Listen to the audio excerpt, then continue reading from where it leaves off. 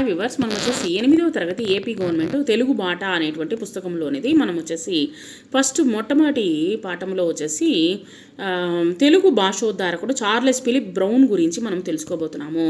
కడలి అంచులు దాటి కదిలింది తెలుగు, ఎదల లోతులు మీటి ఎగిసింది తెలుగు. ఏ భాష చెనుకైనా, ఏ యాస చినుకైనా తనలోన కలుపుకొని తరలింది తెలుగు. ఒదిగొదిగిపోతున్న వరవళ్లలో సాగి ఉమ్మంటూ వేమనగా ఉరిమింది తెలుగు. ఇంతటి కమ్మనైనటువంటి తెలుగు భాష ఆదికవి నన్నయ్య కాలం నుండి పరవళ్ళు తొక్కిందనమాట. మంచి అంటే తెలుగు అంత అందంగా ఉండిందనమాట. అప్పటి నుండి 18వ శతాబ్ది దాకా కళకళలాడింది.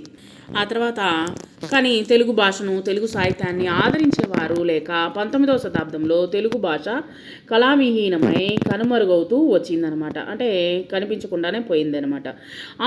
అటువంటి సమయంలో వచ్చేసి తెలుగు భాషను, తెలుగు సాహిత్యాన్ని పునరుజ్జీవించడానికి చేసినటువంటి తెలుగు భాషాభిమాని అయినటువంటి సిపి బ్రౌన్ గారు ఏం చేశారంటే, విదేశీయుడైనప్పటికీ శిథిలమవుతున్నటువంటి మన భాషను జనసత్యాలను ఊది తేజోకాంతులతో వెలిగిపోయేలాగా చేసినటువంటి ఆంధ్ర భాషోద్ధారకుడు చార్లెస్ ఫిలిప్ బ్రౌన్ అనేటువంటి వ్యక్తి అనమాట, విదేశస్థుడు.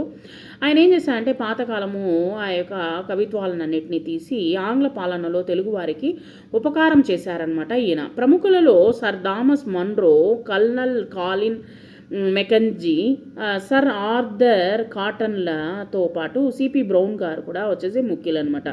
ఈయన సిపి బ్రౌన్ గారు తెలుగు సంస్కృతిని, సాహిత్య చరిత్రను పునరుద్ధరించడానికి పండితులను ఆహ్వానించి ఆయన ఏం చేశారంటే తన బంగ్లాలో ఒక సాహిత్య పర్ణశాలను కూడా ఏర్పరిచి వాగ్దేవిని నిండు ముత్తైదువులా అలంకరించారనమాట. అంటే అక్కడ ఉన్నటువంటి తెలుగు పదాలను వచ్చేసి ఈయన తీసుకొని ఒక ముత్తైదువులాగా ఆ యొక్క తెలుగును వచ్చేసి అలంకరించారు. ఆయన బ్రౌన్ గారు ఉద్యోగరీత్యా తెలుగు నేర్చుకోవడం అవసరమై, అంటే ఉద్యోగరీత్యా ఆయన విదేశాల నుంచి వచ్చాడనమాట. బ్రిటిష్ కాలం నాటిది.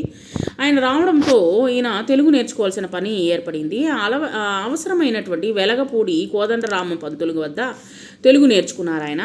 తర్వాత 16 నెలల కాలం పాటు మంచి ప్రావీణ్యం సంపాదించాడు. తెలుగు ఘనతను గుర్తించాడు. తెలుగు సాహిత్యంలోని మాధుర్యాన్ని, విలువలని, చారిత్రక అంశాలను భావితరాలకు అందించడేయాలి అనేటువంటిది ఆయన యొక్క ముఖ్యమైనటువంటి తాళపత్ర గ్రంథాలని ఏం చేశారంటే ముద్రణ భాగ్యము కలిగించాలనుకున్నారనమాట. అంటే ఆ కాలంలో వచ్చేసి బ్రిటిష్ కాలంలో మనకంటే ఎక్కువ వాళ్ళు అడ్వాన్స్గా ఉంటారు కాబట్టి వాళ్ళు వచ్చేసి ఈ యొక్క పుస్తకాలు, తాళపత్ర గ్రంథాలన్నీ కనుమరుగైపోతున్నాయి అనేటువంటి ఉద్దేశంతో ఈయన ఏం చేశారంటే వాటిని తీసుకెళ్ళి ముద్రించాలి అనేటువంటి భావితరాల వారికి అందించాలి తెలుగు ధనాన్ని అనేటువంటిది నిర్ణయించుకున్నారు.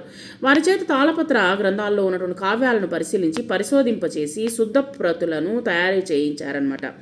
ఆయన చూపినటువంటి చొరవతోనే వేమన శతక పద్యాలు, వసు చరిత్ర, పల్నాటి వీర చరిత్ర, మను చరిత్ర, కళా పూర్ణోదయము, కైఫియత్తులు, తర్వాత బైబిల్ కథలు మొదలైనటువంటి గ్రంథాలు ఎన్నో ప్రచురించబడ్డాయన్నమాట.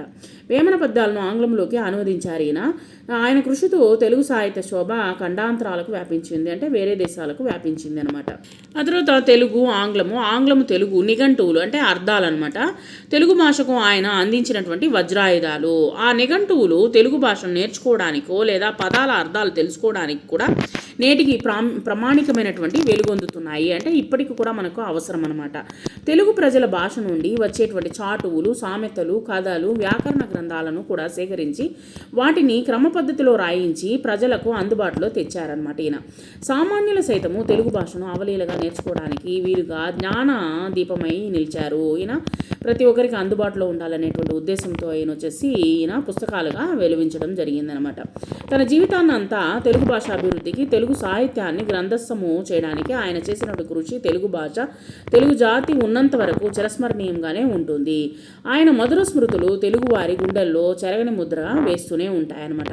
ఈ విధంగా వచ్చేసి పుస్తకాలను, తర్వాత అర్థాలను, బైబిల్ ఇలాంటి అనేకమైనటువంటి ముఖ్యమైనటువంటి పుస్తకాలన్నింటినీ ప్రచురింపచేసి భావితరాల వారికి అందించినటువంటి వ్యక్తి బ్రౌన్ ద్వారా దేశ భాషలందు తెలుగు లెస్స అనేటువంటిది